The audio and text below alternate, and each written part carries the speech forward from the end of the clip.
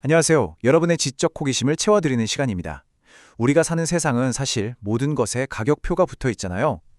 그런데 오늘 그 모든 가격표를 그냥 뛰어넘어 버린 진짜 가치가 뭔지 보여준 한 남자의 이야기를 한번 해볼까 합니다. 이런 질문 좀 기분 나쁘신가요?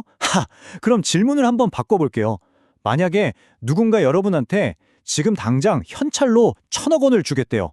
그리고 대한민국 최고의 자리까지 보장해 준답니다. 대신 조건이 딱 하나 있어요. 평생을 함께한 내 가장 친한 친구를 배신하는 거. 여러분, 하실 수 있겠어요? 사실 우리도 모르는 사이에 모든 것에 가격을 매기면서 살고 있는지도 몰라요. 내 시간, 내 노동력, 심지어는 인간관계까지도요. 내가 이만큼 해줬으니까 너도 이만큼은 해줘야지 하는 어떤 계산 같은 거요. 그러니까 우리가 늘 불안한 거예요. 혹시라도 내 가치가 떨어지면 언제든 버려질 수 있다는 그런 공포심. 이게 우리 마음속 깊은 곳에 깔려 있는 거죠. 그런데요, 인류 역사상 이 거대한 계산의 논리, 이 압도적인 유혹을 그냥 단칼에 배워버린 남자가 딱 한 명 있습니다. 그는 계산하지도 않았고 거래하지도 않았어요. 누군지 아시겠어요? 네, 바로 삼국지의 영웅 관우입니다. 이야기는 후한 말기, 그러니까 세상이 완전 아수라장이었던 시절로 거슬러 올라갑니다. 기존의 가치나 규칙 같은 건 다 무너져버린 그야말로 아노미 상태였죠. 모두가 자기 살아남기 바빴던 그런 혼돈의 시대에 정말 말도 안 되는 세 사람이 만납니다. 돗자리나 짜던 가난한 황죽 유비, 그리고 도망자 신세였던 관우, 마지막으로 거친 장사꾼 장비. 이들의 도원결이 정말 낭만적으로 들리죠. 근데 이걸 비즈니스 관점에서 보면요, 이건 그냥 미친 짓이에요. 자본도 없고 계획도 없는데 서로의 인생 전체를 담보로 건 거잖아요.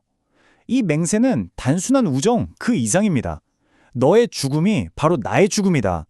나와 타인의 경계를 완전히 허물어버리는 하나의 거대한 정체성이 탄생하는 순간이었죠. 시간이 흐르고 운명은 관우를 엄청난 시험대 위에 올려놓습니다. 유비와 헤어져서 적장인 조조의 포로가 되고 만 거죠. 자, 여기서부터 정말 흥미진진한 심리전이 펼쳐집니다. 당시 최고의 CEO였던 조조는 이런 신념이 있었어요. 세상에 돈으로 못 사는 사람은 없다. 모든 인간에겐 가격표가 있다. 그래서 관우한테 뭘 주냐면요. 천하제일의 명마 적토마, 산더미 같은 금은보화, 그리고 황제의 이름으로 내리는 아주 높은 벼슬까지 줍니다. 이걸 요즘으로 치면요. 수백억 원대 연봉의 스톡옵션, 그리고 최고급 슈퍼카까지 그냥 안겨준 거예요. 그런데 관우의 대답이 조조를 완전히 경악하게 만들죠. 이 말을 타면 형님이 계신 곳까지 더 빨리 갈 수 있겠군요. 와, 이 장면 정말 소름 돋지 않아요? 조조는 적토마를 거래의 수단, 즉 뇌물로 줬는데 관우는 이걸 자신의 사명을 위한 도구로 그 의미를 완전히 바꿔버린 겁니다. 여기서 에리 프롬이 말한 소유냐 존재냐라는 개념이 딱 떠오르죠. 조조는 더 많은 걸 가지려는 소유의 삶을 살았어요. 하지만 관우한테 중요했던 건 나는 누구인가, 나는 어디로 가야 하는가라는 존재의 문제였습니다. 그의 마음속은 이미 도원결이라는 거대한 신념으로 꽉 차 있었기 때문에 외부에서 들어오는 물질적인 것들이 비집고 들어갈 틈이 아예 없었던 거죠.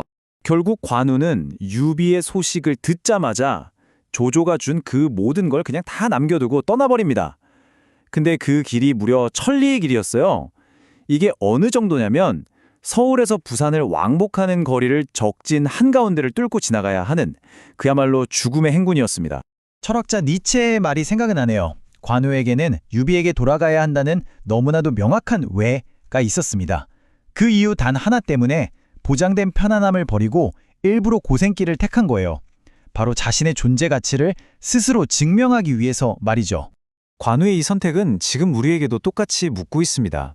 조조가 만들어준 황금 감옥처럼 달콤하고 안전한 길을 갈 것인가? 아니면 관우의 천리길처럼 외롭고 위험하지만 내 삶의 주인이 되는 길을 갈 것인가? 여러분이라면 어떤 길을 선택하시겠어요? 시간이 흘러서 형주를 다스리던 시절, 관우는 정말 신과 같은 존재가 됩니다. 오죽하면 조조조차 수도를 옮길까 고민했을 정도였으니까요. 하지만 모든 영웅의 이야기가 그렇듯 여기서 비극이 시작됩니다. 고대의 그리스 비극에 보면 하마르티아라는 개념이 있어요.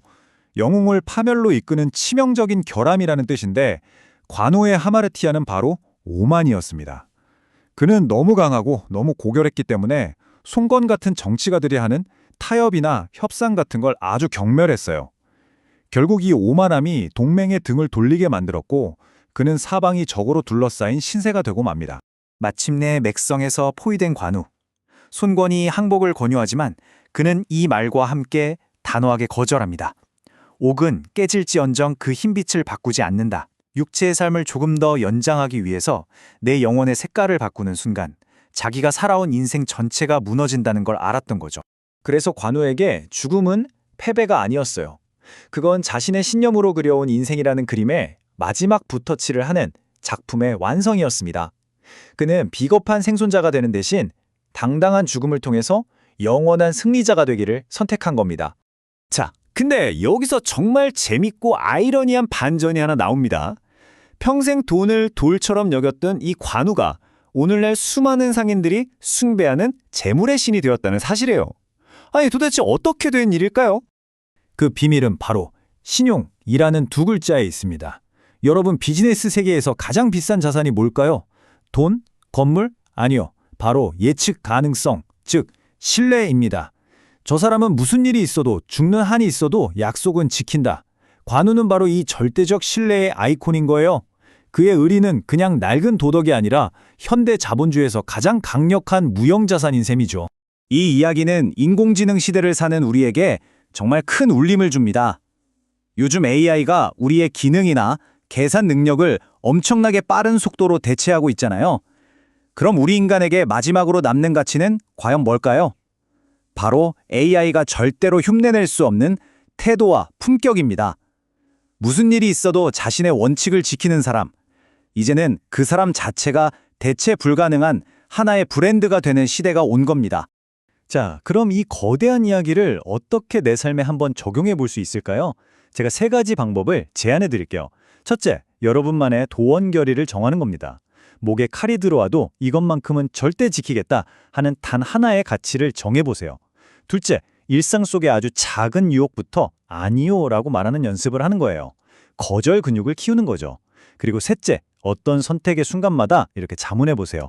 이게 10년 뒤에 봐도 떳떳한 선택일까? 제가 처음에 드렸던 질문 기억나세요? 당신의 몸값은 얼마냐고요?